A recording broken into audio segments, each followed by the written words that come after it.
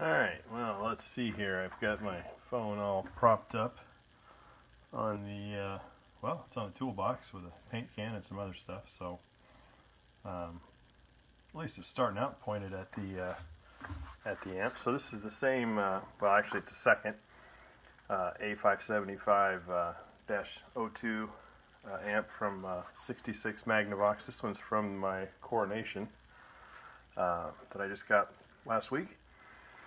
And I've replaced a bunch of the caps. This is the one I put the twin 150s to replace one of the 300s underneath. So here we see we have two cans that have the cardboard sleeves on them. And usually you can twist these guys and get them to come off. And so here I will, oops, hopefully you can read that. It's 1500 microfarad at 35 volts. So that's what both of these are. Okay, and just like the other amp that I did a video of, one of them has a phenolic spacer on the base, and that's the one that is actually positive goes to ground. And the second one here with no spacer, no phenolic spacer base is, I guess what you'd call normally grounded. So what I'm going to do is, actually I wish I would have done that first. I'm going to try and pop this little guy out of the way so I can push it down. There we go. Push that down out of my way. Hopefully you can see that. That's the plug that goes up to the tuner. And then I'm going to take this nice little, actually it's a very vintage, probably from the 60s anyway. It's a little X-Acto razor saw, basically.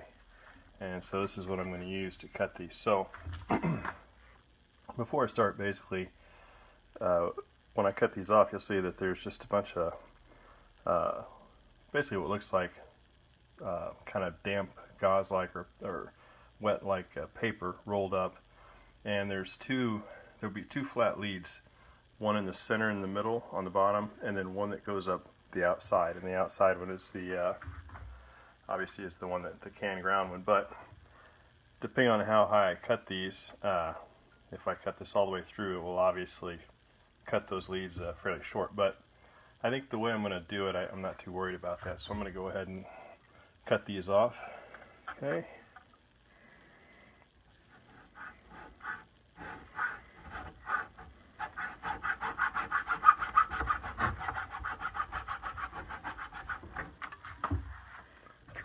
Sorry if you can't see that very well.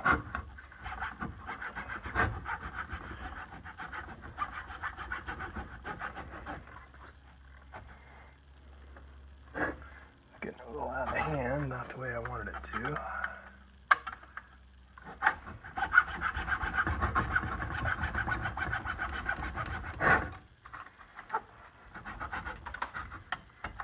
Alright, let me try and roll this around this way.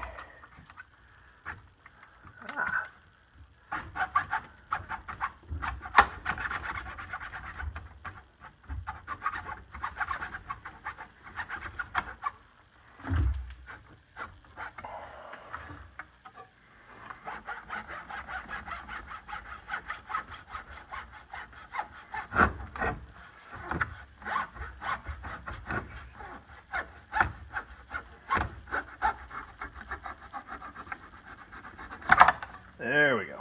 Alright, so as you can see, I was kind of a dirtbag and I cut through quite a bit of everything. Let me see, try and do this where you can actually see it, hopefully. I see I'm kind of blocking the light. Yeah. Alright, so this is actually an insulator. There's a piece of rubber beneath it, inside this thick part. So let's see if this will come out.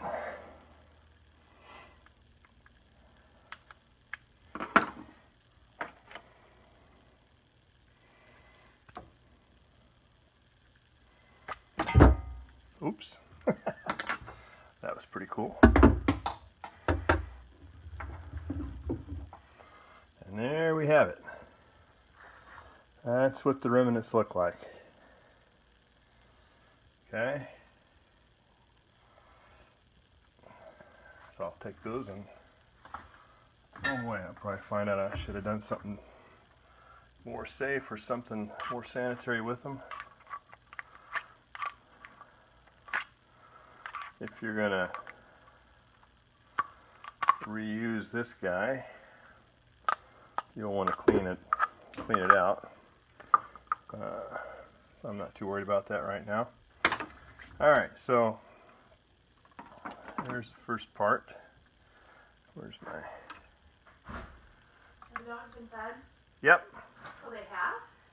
Yeah. Oh, jeez. Why? Okay. Because Hamish was like, he came up to me and like starts crying. That's because you give him treats all the time. Alright, so let me pull this piece out so you can see it.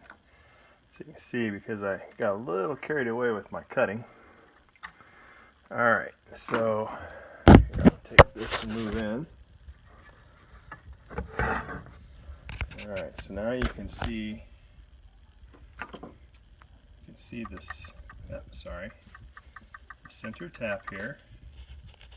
And this is the one that would be for the edge, or the, whatever you call it, the ground. Right, I'll flip it up so you can see it on the underside. Now, kind of hard to see. But if you look in there, there you go, there's the underside, and you see the center tap with the red wire. Alright. So basically, what we're going to do, I guess I'll probably stop and take a different video, but here's my 1500 at 50 volts. Okay, this is an axial. I think next time I buy them, I'm going to try and buy some radial lead ones, because I'm thinking if I did that, that would be kind of cool. I could just drill a couple of holes in this, seat that sucker all the way down, and just turn the wires out to the the ground post and to the center post down below. And I probably could have done it with this one, and it would have been a little neater. But I can do that next time. That's no problem. So actually, I guess we'll see. If I wanted to, I could take. Let's see. I could take and seat that down like that, right? And bend this wire down and catch the ground there, and basically then I would just solder the two leads down onto the bottom, and that would be pretty much it. I think the one question a lot of people have, and I guess I actually have it too, because you saw in my other video I hadn't done anything to support the new capacitor. It's just sitting there on its wire, so it's kind of a good question. Is it better to put some silicone in there, or some something for it to kind of adhere to have a little bit of a base. So anyway, it's something to think about. So alright, well, hopefully this wasn't too terrible bad of a video. Apologize for any darkness or poor lighting or whatever else. So it's kind of an experiment just for fun.